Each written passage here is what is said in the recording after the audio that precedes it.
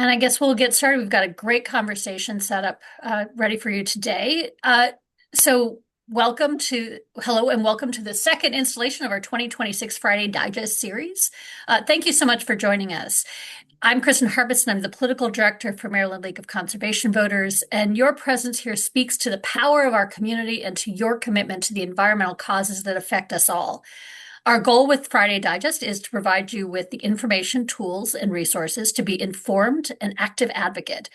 And our agenda is driven by your interests and needs. So please don't hesitate to contact us with suggestions. The easiest way to do this is to fill out the survey that you'll receive at the end of the session. And as you join today, please type your name into the chat and tell us where you're from. Also, if you have any questions, please type your questions and comments in the Q&A or in the chat box. And today we're diving into our first policy priority, the Transportation and Climate Alignment Act, which is SB 59 and HB 47. And this bill will assure that Maryland's transportation investments align with our climate goals, reducing emissions and prioritizing clean, affordable, and accessible options like public transit, biking, and walking, and also puts underserved communities at the center of the planning. And we're honored to be joined today by my friends Brian O'Malley of the Central Maryland Transportation Alliance and Casey Hunter of the Maryland League of Women Voters. Brian and Casey are two of the leading voices in the transportation advocacy space, so I'm thrilled to welcome both of you to Friday Digest. So thanks so much for being here. Great to be on. Thanks. Brian, I'll start with you. So first, tell us a little about the Central Maryland Transportation Alliance.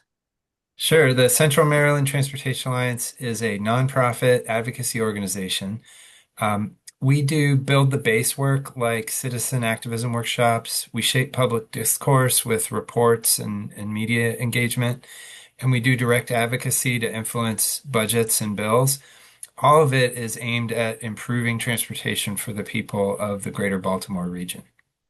Great, thanks. And one of the things I know you do is, because I've been part of this program, is Transportation 101, which is a great training program. If anybody's interested in learning more about it, I can recommend it as a Transportation 101 alum myself. But one of the reasons we wanted you to join us today was to talk about your transportation report card. Most of our members will be familiar with Maryland LCV's legislative scorecard and our governor's report card, but yours is a little bit different. Can you tell us about your report card and what does it measure? Yeah, our report card measures if the greater Baltimore region has a great transportation system. And we created it in 2015. It's meant to be a tool that anyone can pick up and use.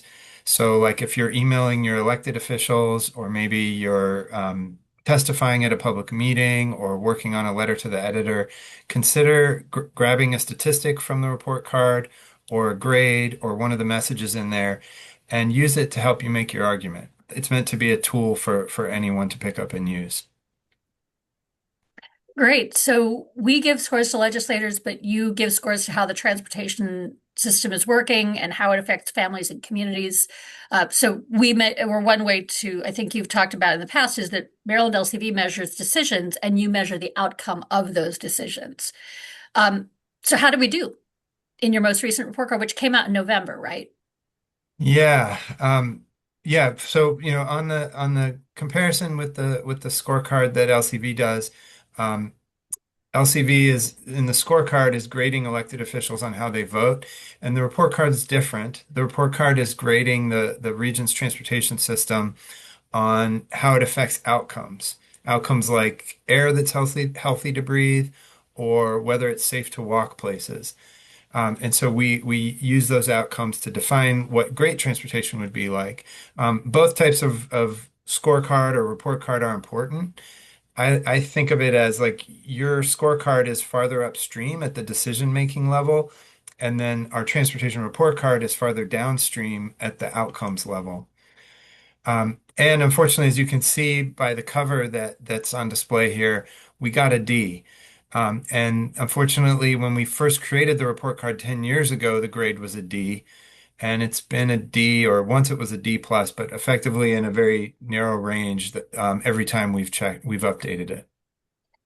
So yeah, not great. But how do you measure that? What metrics do you use? We start by saying that a great transportation system does three things. It grows your economic opportunity, it gives you choices, and it keeps you and your environment healthy. You can think of the inverse of those. A bad transportation system is a drag on economic opportunity or cuts you off. It limits your choices, and it hurts your body or hurts your environment.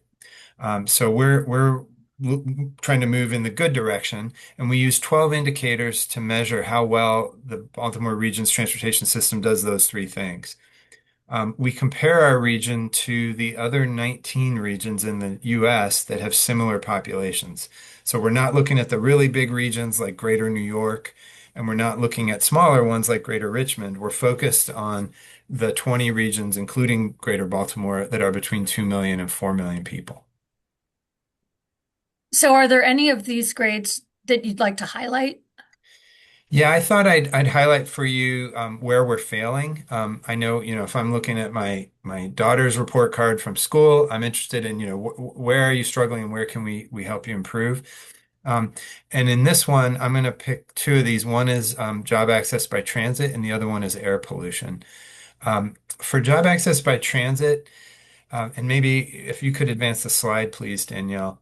Um, Job access by transit is an indicator of how well the transportation system grows your economic opportunity, and it measures all of the jobs in the metropolitan region, and then out of those, what percent can a person get to in an hour or less by public transit? And it averages that across all the starting points in the region. It says, on average, we can get to 100% of the jobs. You can actually get to more than 100% of the jobs because you can get to some jobs in the Philly region and the Washington region within an hour or less by driving in a car. But if you're relying on public transportation, bus or mobility or train, you can only get to 7.5% of the jobs in an hour or less. So your whole universe of economic opportunity shrank by more than tenfold if you're relying on public transportation. And as we know, a lot of households in our region do not have a car for every worker. And so that's a real drag or a limit on economic opportunity. So that's an F. And then the second one I'll highlight is air pollution. That's an indicator of how well the transportation system keeps you and your environment healthy. And it measures the number of days during the previous year when ground level ozone exceeded what's healthy for human lungs to breathe. So we say that's a failure of our transportation system if it's making the air unhealthy for our species. Um, as a reminder, ozone up in the stratosphere is good. That helps protect us from harmful elements of sun rays. But when ozone forms at ground level, that's very harmful to human lungs. Tailpipe emissions from cars and trucks is a major cause of it forming. And when we looked at 2024, which was the most recent year we had complete data for when we put this together, there were 12 days during the year when the air in Greater Baltimore was unhealthy for human lungs. So that's also an F under our scoring. So I and so those are two places where we're failing. I wonder if hopefully I when I was doing poorly in some places in school, my parents were very kind and were able to say, "But you did good in this one. This is where you've." Are there places where we've seen improvement? Yes. A couple where we've seen improvement are transit reliability. Now, a caveat there is there was a cyber attack on MDOT, the Maryland Department of Transportation, in August of 2025, and that really hurt a lot of the systems that help make transit reliable. But we did our measure on a period before that, and there was a lot of improvement from the previous report card. Well, Um, that's really great to know, especially since you and I first started working together, I think most during for the Transportation Safety and Investment Act, which was meant to work to improve reliability, which is so it's nice to see that that's and many of our members and supporters helped us with that. So it's nice to see that there's some fruits to our labor. So what do you see as sort of the next step? What are the things that we can do to fix our system and earn better grades? So on the back page of every report card, we have recommendations for what can we do to earn better grades. And they say things like fund the Be More Bus plan, which is a Maryland Transit Administration plan to improve the bus system, or build more transit-oriented development around our rail stations. Um, those are things that we think will produce better outcomes. Um, our state government spends roughly $5 billion annually on transportation, and a lot of that still goes to expanding highways. And it hasn't produced better results. So a lot of things we're recommending are shifting the mix so that we invest more in walking infrastructure, biking infrastructure, public transportation, and transit-oriented development, and definitely state of good repair, like fixing our roads and bridges, but maybe don't widen them as often as we currently do. Well, I think that's a terrific lead into talking to Casey about the Transportation Climate Alignment Act. So first, Casey, most people I think are familiar with you with the work of League of Women Voters around election and education. That's certainly how I first knew about League of Women Voters from many, many years ago. How does the transportation advocacy fit within your mission? Yeah, so you're right. The elections work is definitely our bread and butter at the league, but we really exist to ensure that everyone has an equal opportunity to participate in democracy. And transportation is a very big part of whether or not that is a real opportunity or theoretical. If you can't reliably get to work, school, a doctor's appointment, you probably can't reliably get to your polling place. And your civic participation is then really constrained before you even reach the ballot box to be able to vote.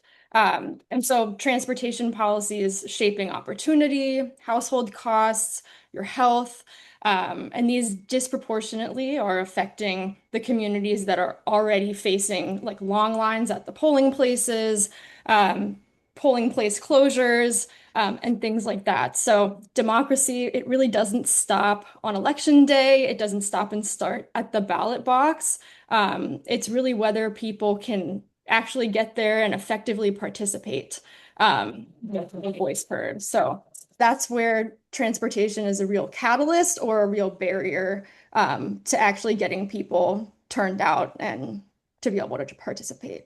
Yeah, that makes sense. We tend to talk about, we like to say that if you don't have strong elections, you can't have a strong environment because you need the people at the ballot. You need people in elected officials, elected office. And so that relies on elections. But what you're saying is that you need good transportation and good transit to make that democracy, which allows us to have all the other policies that we're working on. I hadn't thought about that. That's really great. So talk about the Transportation Climate Alignment Act. You've been leading on that for the last 3 years. We're very excited to be prioritizing this year with Maryland LCV and having it be a community priority. But what does this bill do, and how would it start to get at the problems that Brian was just talking about? Yeah, absolutely. So this bill does a few things. So first, we are requiring a lot more transparency. For the first time, the state would be calculating and reporting, disclosing publicly the greenhouse gas emissions that would come from the transportation program that we are investing in for the whole consolidated transportation program. You can't do anything, you can't manage what you're not measuring. And so it's really important for us to have that data and know what the climate impacts of our transportation investments are. So we are requiring that transparency. And it's also going to create more accountability for the really, really big projects. So for those big projects, like highway expansion projects over $100 million, the state would have to invest in offsets to offset that pollution. So that would be like public transit investment, walking and biking infrastructure, transit-oriented development, even solar energy on department-owned property. So we are taking those projects that we know are going to have the biggest negative climate impact, and we are mitigating those impacts with, in my opinion, better transportation options. And those mitigations are very importantly going to be prioritized in the communities, in the overburdened and underserved communities that are feeling the brunt of climate pollution and the associated health impacts. And it's Yeah. also Okay. shifting us, one more thing, sorry. No, of Um, course. it's also shifting us towards smarter spending. Um, Highways are really expensive to build. And instead of defaulting to that, we want to shift to a better mix of projects, like Brian was saying, that are actually addressing the needs of different parts of the state. So fiscal responsibility, better outcomes with the money we're investing, and a lot more accountability in terms of reaching our state's climate goals. Well, I appreciate that. And actually, what I was wanting to talk about was sort of getting into that budget and cost, because obviously that is the question of affordability, both in a state budget shortfall and then in personal, like everybody's individual lives. What does this, would this bill make the highway expansion projects more expensive? More expensive?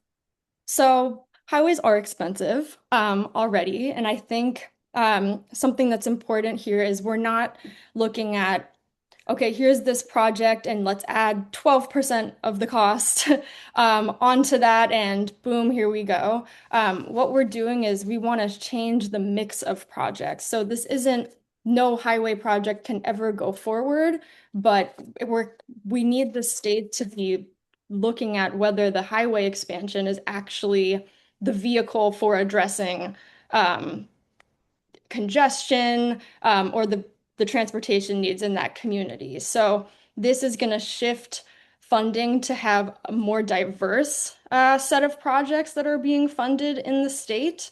And actually, we're going to save a lot of money as a state by doing that. So a new report found that if Maryland builds out bus rapid transit, bike and pedestrian infrastructure, and passenger rail, we can actually save $550 million each year in net savings by 2050.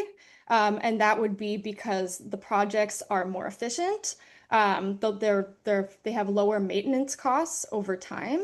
And so we can reduce our state's infrastructure costs long term and actually be investing in projects that are expanding mobility. Because, like Brian said earlier, highway expansion is not solving the problem, and it's really expensive. So, shifting that towards projects that solve the problem is actually going to save us money as a state, which is extremely welcome in these budget deficit years. Yeah, I don't know, $550 million for in the state sounds like a lot of money to me.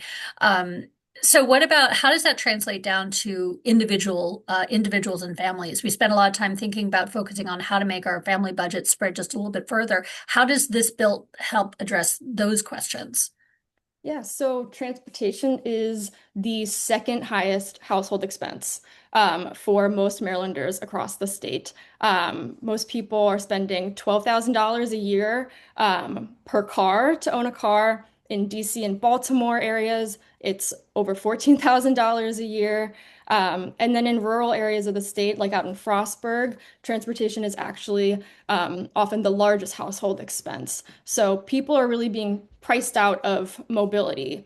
But if we invest in projects like walking, biking, transit, where we can reduce our car trips and reduce driving, the average Maryland household would actually save more than $3,000 each year.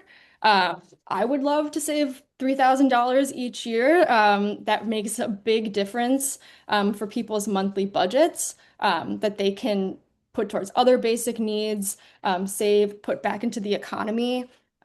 So it does make a serious dent in a serious impact on monthly budgets. Well, that all sounds great. And again, I'm really excited to be supporting this bill this year. But this is the third year that this bill has been introduced. Can you talk about sort of the legislative history, but also like what's different this year that makes you optimistic that it might cross the finish line? Yeah, so like Kristen said, it's been a bit of a journey. First introduced in 2024, passed the House, Almost made it across the finish line as more of a work group kind of study version, but ultimately ran out of time in 2024 on Sine Die. In 2025, we had phenomenal momentum between the first and second session. We worked directly with MDOT. They became a great partner. We went literally line through line with them on the bill. They were at the table with us testifying. Um, and so they became a great partner there. Then the bill actually passed the House with bipartisan support in 2025. We had two Republican members vote for what, you know, was a very party line vote otherwise. So to have that bipartisan and that rural community support was really great. And our coalition just honestly, I think it's building every week. I think every single coalition call we have, there's someone new that's joined. And it's not just all transportation nerds. I mean, there's me, I'm from the voting and democracy space. We have like the Baltimore Aquarium. We have religious groups, kind of everything under the sun. Because this bill touches so many areas of our lives. And we love the transportation nerds in our coalition as well, Brian. We couldn't do it without them. But yeah, I just this community of people behind this bill has continued to gain more and more momentum, and we're not going anywhere. And yeah, I think that this campaign is just it's going to keep moving until it passes, and we're not letting up.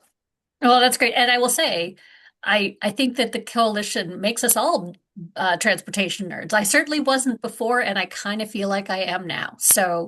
Um, so we do have a couple questions. So thank you both so much. We've had a couple questions, um, but before we get to that, uh, I'd love to hear from each of you. What do you th how can our people watching this get involved in supporting these bills during in as we're moving forward? Are there any actions that they can be taking either now or later that would be meaningful in making a difference?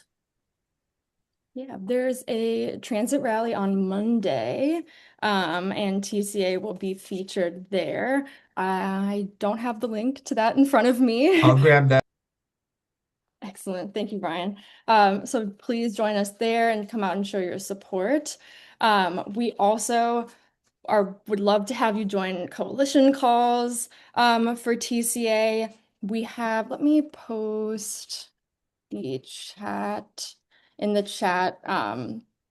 The TMT Coalition webpage, and there is a Google form on there if anyone wants to get involved. We would love if you have like a transit story, how this impacts you. We would love to hear your story to help. Like we're making videos, things like that. Um, but yeah, there's a ton of ways to get involved, and that the Google form on that page is, I think, the best place to start. But Brian, do you have anything to add? Um, no, I just put the link in the chat for the Transit Riders Rally on Monday. So check that out and contact us if you have any questions. Hopefully we'll see you there. Great, thank you. Yeah, and the so we do. I guess I said we do have a couple questions from the audience. Evelyn asks, how will the bill cause the state to ask if highway expansion is the best way to address needs of communities? Can you go into a little bit more detail about that?